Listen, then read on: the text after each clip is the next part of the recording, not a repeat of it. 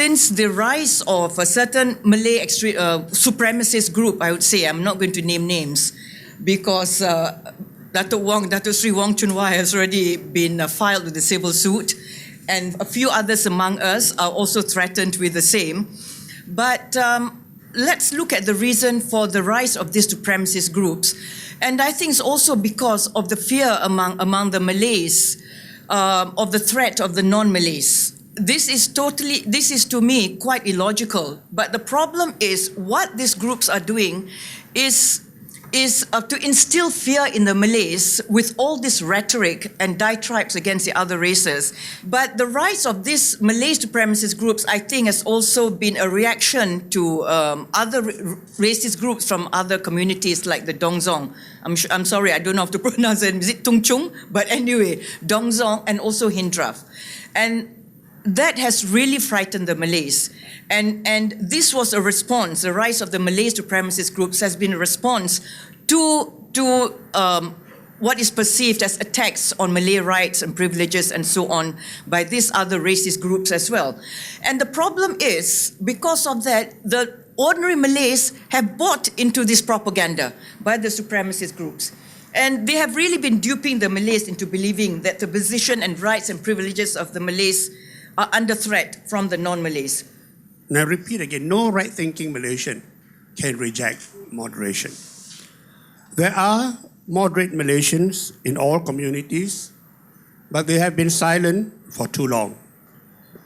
I think it's also important to make the point that the campaign for moderation is not directed at any community or against any community, but it is a Malaysian call for moderation. I think we need to also recognize that there exists in our midst extremists from all communities, from all sects, and that we need to be able to reject extremism in any form. And I wish the voting public could sometimes be more aware when an issue being put forward is something that's a debate that says, we want the country to move forward this way, it's a good idea. And when it's something that a politician is saying because he wants to say, I am not like them. And I think that from that aspect, the media has a role to play in highlighting those differences.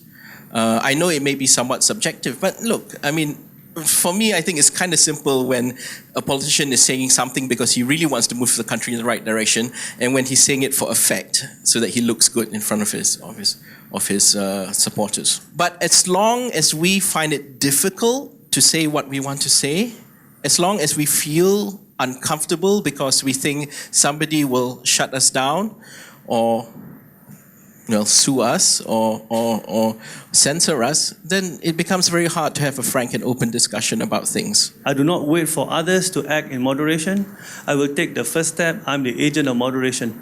We moderates, if we want to call ourselves moderates, we cannot be greedy. I will not complain about why others are richer than me, but worry more about the poor in my midst. Now in Malaysia, we have people with, driving Mercedes-Benz, having big houses, and still feel as though that, someone is cheating them and someone is getting more money.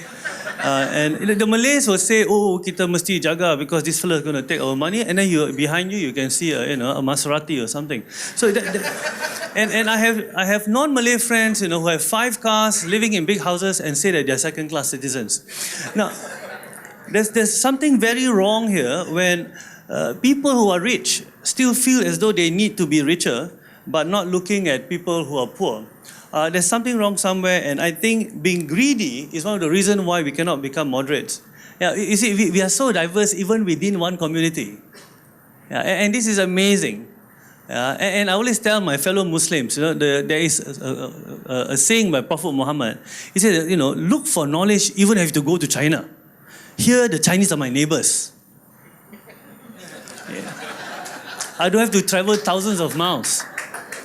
So we in Malaysia must understand that we must learn to embrace diversity and inclusion. We can come up with so many diversity of thoughts. And it is in the diversity of thoughts that we can come up with great ideas that can move the world. And we are not making full use of this. And that is our strength. Because we have concerns for our children. Our children, we want to live in this nation. We're not going to be the one that's going to go away. and because we love the country and we want to be here, and we want to make sure that this nation is for everyone. And so I came here and listened to the exchange of conversation, and I'm going to take with me what I feel will take it further into getting this nation to be a more moderate nation. Brilliant, insightful. I especially like Mr. Anas Zubidi's 10 principles of moderation. I think that, in order to spread the message to the masses, the concepts, the principles need to be simplified in terms that the masses would understand and they would be able to be on board. Because I think that moderate is, I think nobody can say no to it. It's not against your religion or your faith or anything. It's just getting along with other people. Before this, I never really understood what moderation is, because different people had different ideas of what moderation is supposed to be like. So that's why I come to different forums like this, so that I can listen to different influential people talking about what moderation is supposed to be like, so I can find a common ground on what moderation should be for the entire country. Yeah, so it's very beneficial, at least for me.